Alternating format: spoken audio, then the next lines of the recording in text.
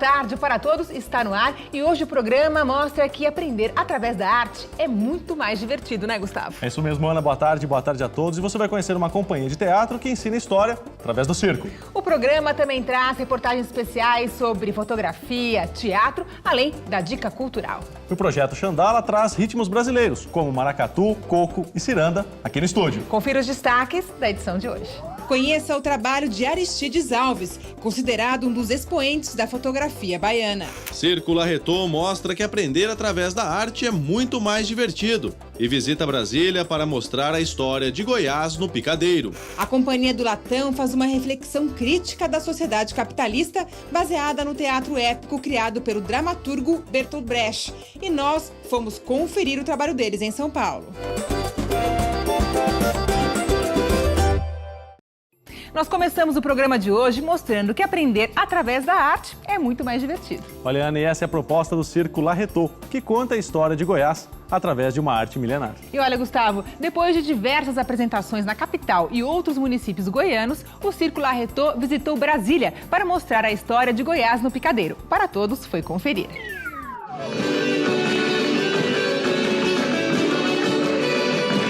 Divertir com arte e ensinar com graça.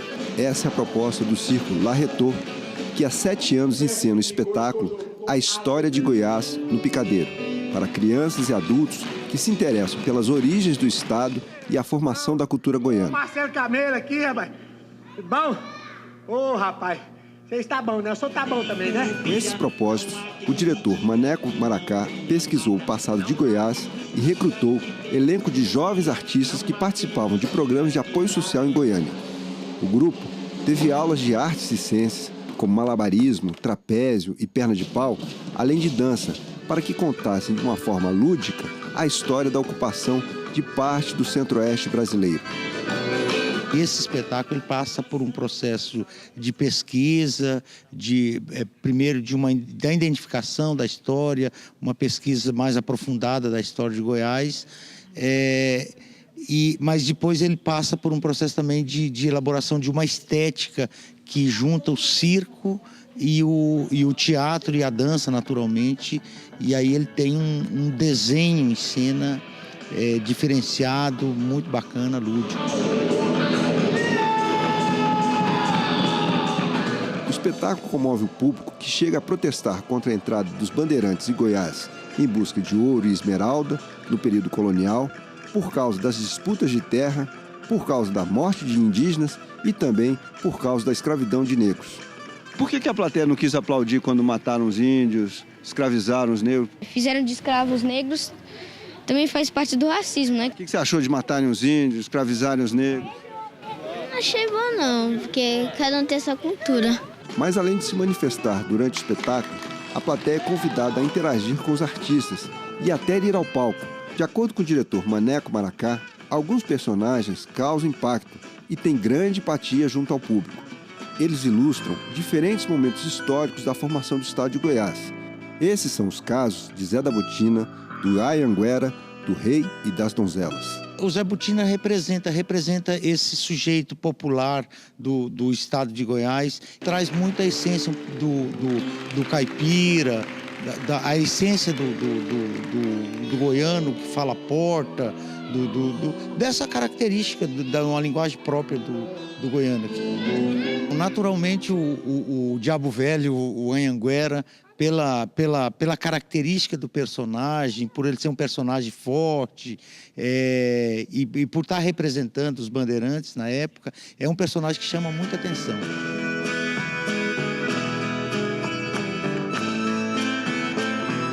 Além de personagens históricos e carismáticos, o espetáculo traz a apresentação de catira, uma dança caipira do folclore brasileiro, animada por viola, palmas e batidas de pé. Nós fizemos uma mistura aí de catira com perna de pau que se tornou um catira e pau. Então termina o espetáculo com as catiras de perna de pau e sempre conduzida pelo palhaço Zé Botina e Batatão. O espetáculo, que junta dança, circo e história, agradou o público. Eu achei fantástico. Conta de uma maneira inteligente e com bastante humor a história de Goiás. Gostei bastante, recomendo. Espero que eles tenham, de fato, condições de ampliar, de rodar mais o país e poder fazer essa maravilha que é a arte, a poesia que eleva tanto a alma da gente e enobrece tanto. E a construção de um novo povo depende muito desse tipo de ação. É maravilhoso. No céu, a terra é delas. Um grupo de teatro que faz uma reflexão crítica da sociedade capitalista, baseada no teatro épico criado pelo dramaturgo Bertolt Brecht. Estamos falando da Companhia do Latão. Com 17 anos de existência, o grupo está com uma amostra de repertório na Oficina Cultural Oswald de Andrade, em São Paulo. Nós fomos lá conferir o ensaio de uma das peças. As pessoas não esquecem de onde vem o dinheiro. Materialista de merda. Você quer ser patrão sem dever favor a ninguém? O Patrão Cordial é a mais recente montagem da Companhia do Latão e é inspirado no livro Raízes do Brasil, de Sérgio Buarque de Holanda, e na peça O Senhor Puntila e Seu Criado Mate, do dramaturgo alemão Bertolt Brecht. O que o Sérgio Buarque flagra no livro dele, o Brecht repõe, volta a ser atual em tempos de precarização do trabalho. O personagem que o Ney faz, que é o patrão cordial, ele é um homem extremamente violento e rude, só que quando ele está bêbado, ele fica afetuoso. Muito prazer! Eu sou João Cornélio do Brasil, tenho 900 vacas. Muito prazer. Sou Vitor do Vale. Já tive um cachorro? Eu gosto de gente cordial. E essa característica nacional de que a gente escamoteia muito as relações através da afetividade, através do abraçar, tapinha nas costas, chamar o outro pelo diminutivo. No Brasil, a relação precisa ser pessoal. Ela não depende de classe nem de política. Ela passa pelo afeto. É um país sentimental. A cordialidade brasileira viria de uma ideia de que vem do coração. O coração não necessariamente é um lugar só de bondade. É um lugar de violência, de supressão do outro, assim. Eu te anulo. E essas coisas do favor do Brasil, né? Você pendura o outro num favor. O cara te odeia, mas você dá um emprego pra ele passa a ser seu puxa-saco. Na temporada que vai até o dia 13 de setembro, a Companhia do Latão apresenta 3 peças: Ópera dos Vivos, Círculo de Giz Caucasiano e O Patrão Cordial. Me contem, por que vocês escolheram especificamente esses 3 trabalhos, né, para remontar? Olha, são 3 espetáculos dos mais bonitos da história do Latão. São espetáculos de 2006 para cá. O Círculo de Giz marca uma nova fase do grupo, no sentido de assumir uma leitura própria sobre a tradição do Brecht. É um texto do Bertolt Brecht que nós reescrevemos, adaptamos. O Círculo de Giz abre esse ciclo. Depois o Ópera dos Vivos é um texto mais autoral, talvez a dramaturgia mais importante do Latão. E o Patrão Cordial, para mim, foi o espetáculo em que houve uma maior consciência do que nunca sobre o trabalho dos atores. A Companhia do Latão surgiu em 1997, mas já existia um embrião do grupo em 96, com a montagem de Ensaio para Danton. Foi quando Sérgio percebeu que precisava fazer um teatro que não enganasse o público. Quando você formula desse jeito, você já está começando o princípio do teatro épico, que é você expor o caráter ideológico da arte, você criticar as formas dominantes do imaginário.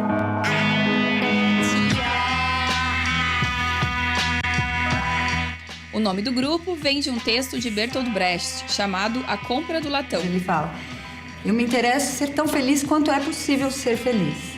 Para isso, eu devo entender como os homens se relacionam, como vendem peixes, como se matam. E isso é política, né? Na essência. A Companhia do Latão tem como base o teatro épico dialético e se interessa pela reflexão crítica da sociedade. Essa tentativa de entender melhor quem nós somos, como se constitui o brasileiro, é muito presente. A Ópera dos Vivos relaciona a história e a cultura do país dos anos 60 para os dias de hoje. Eu sou um cão de guarda treinado para esmigalhar qualquer consciência, resistência. Círculo de Giz Caucasiano é a história de uma empregada de um palácio que tem que cuidar de uma criança. O texto de Brecht é uma metáfora sobre o direito à propriedade. A gente foi num assentamento do interior de São Paulo com um grupo de estudantes de um grupo de teatro e reescreveu junto com eles, com esse grupo chamado Filhos da Mãe Terra, do MST, um assentamento em Sarapuí. A peça verdadeira quando ela é o testemunho real de um processo. O processo foi esse, a peça testemunha esse processo, sem falsear esse processo. Eu acho que é isso que dá a vitalidade, eu acho que é isso que o espectador reconhece.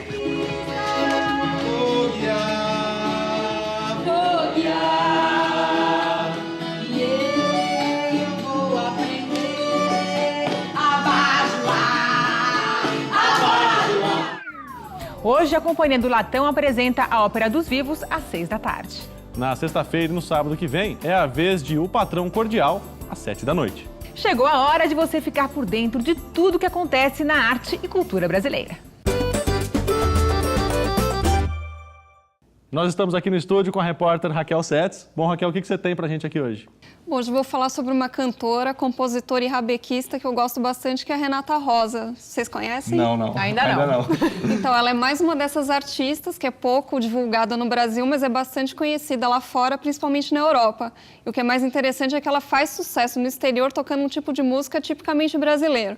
A Renata Rosa nasceu em São Paulo, mas é bastante influenciada por tradições de Pernambuco, como o coco, o cavalo marinho, o caboclinho.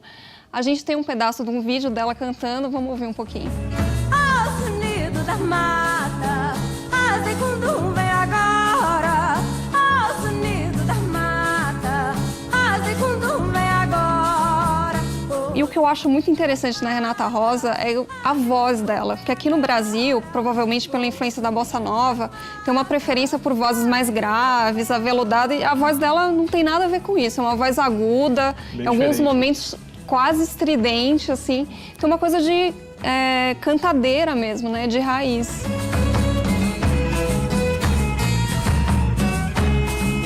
E Raquel, parece que a cantora tem um novo projeto, né? Tem, ela tá com um disco novo chamado Encantações, já tá gravado, finalizado, só falta lançar e pode ter certeza que quando tiver show para todos vai estar lá.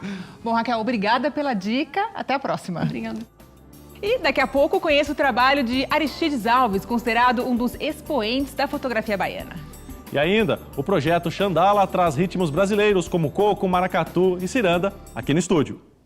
Para todos, volta já! Nós somos repentistas e estamos no programa Para Todos.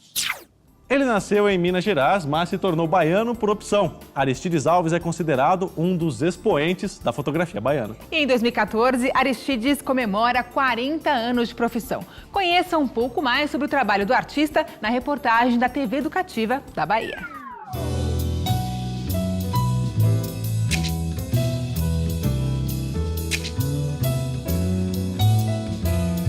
Aristides Alves é apontado por muitos como um empreendedor da fotografia, mas esse viés não era a opção profissional desse mineiro que se radicou em Salvador em 1972 e cursava biologia na UFBA. Pensava em ter fotografia como hobby, mas em 75 me chamaram para trabalhar como fotógrafo da Bahia Tursa. Então, o que era hobby virou profissão e o que era profissão virou hobby. Eu conheci Aristides no curso de Biologia da UFBA. Nós fomos colegas durante um bom período, até o final do curso. Nesse meio tempo, ele criou um evento significativo para a fotografia baiana e brasileira, que foi Foto Bahia. Foi uma exposição coletiva com um grupo de fotógrafos aqui da Bahia, que era Célia Guiar, Maria Sampaio, Adenor Godin, Isabel Gouveia e outros. Né? E esse grupo produziu essa exposição durante 8 anos.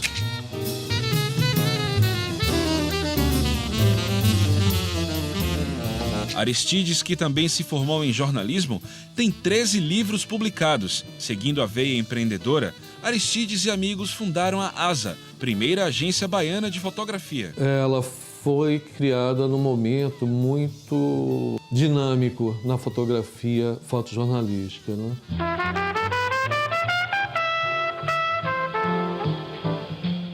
Hoje, com as câmeras digitais, as pessoas que se dizem fotógrafas não precisam conhecer tantas técnicas como antigamente. Na invasão dos Estados Unidos no Iraque, por exemplo, as fotos que tiveram mais repercussão foram as fotos feitas através de telefone celular. Existem jornais nos Estados Unidos, que eu soube há algum tempo atrás, que já não empregam mais fotógrafo, né? Você tem um jornalista que ele vai com a câmera e isso está acontecendo nos meios de comunicação. O fotógrafo precisa enxergar outros caminhos. Está surgindo uma nova forma de fotografar. A fotografia, em determinada época, ela libertou a pintura, né? Porque a pintura deixou aquele compromisso de ser paisagística, de reproduzir a realidade. Você já tinha a fotografia que surgiu fazendo isso. Como todo mundo hoje está fazendo a fotografia documental ou uma fotografia mais do dia a dia. Então, a fotografia tende, nos seus trabalhos de ensaio, a procurar elementos, objetos, ou voltar para si mesmo, que é para o fotógrafo.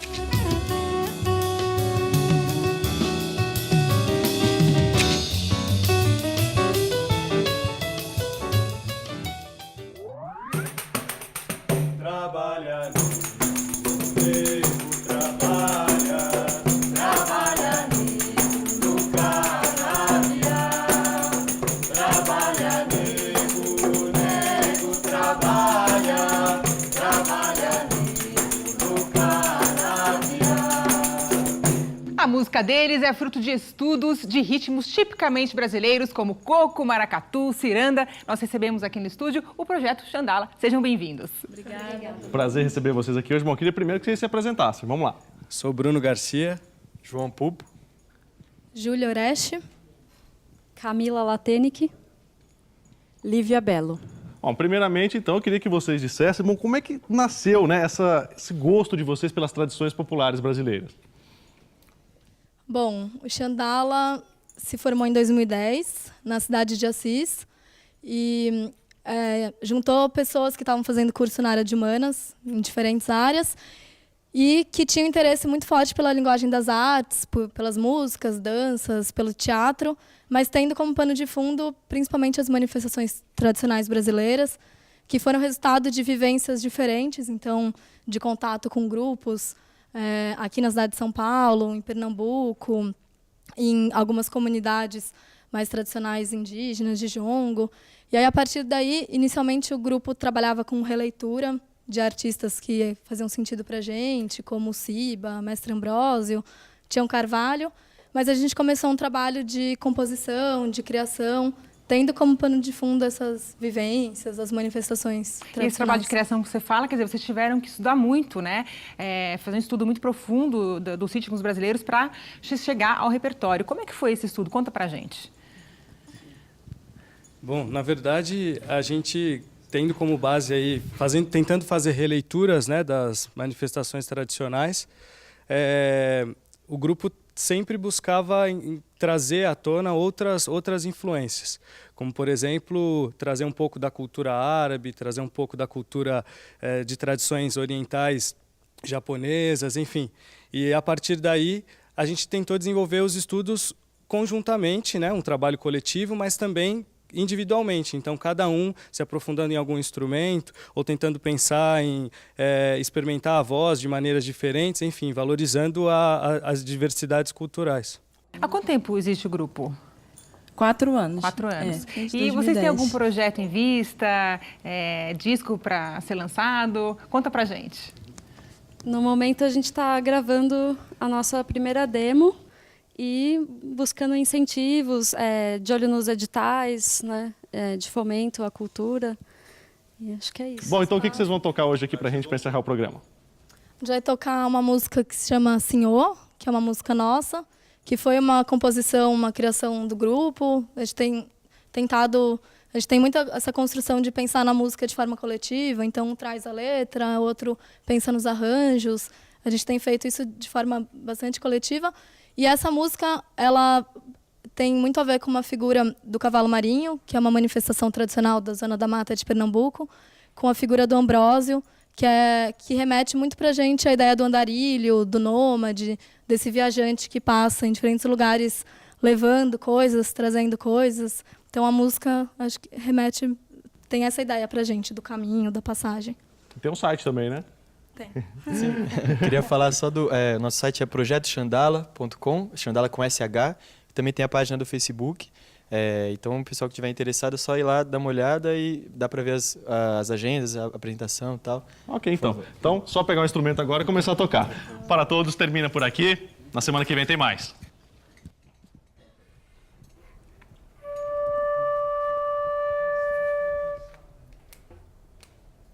Quem quer comprar? Quem quer comprar? Quem quer comprar o que eu trouxe para vender? Para vender trouxe coisa bonitinha para você esse mundo a conhecer. Quem quer comprar? Quem quer comprar? Quem quer comprar o que eu trouxe para vender? Para vender trouxe coisa bonitinha para você esse mundo a conhecer. Quem quer comprar? Quem quer comprar? Quem quer comprar o que eu trouxe para vender? Para vender trouxe coisa bonitinha para você esse mundo. Aonde vai, Senhor? Aonde vai? Aonde vai, Senhor? Aonde vai? Vou dar umas voltas atrás da volta que o mundo dá. Aonde vai, Senhor? Aonde vai? Aonde vai, Senhor? Aonde vai? Vou dar umas voltas atrás da volta que o mundo dá. Vou dar umas voltas atrás da volta que o mundo dá.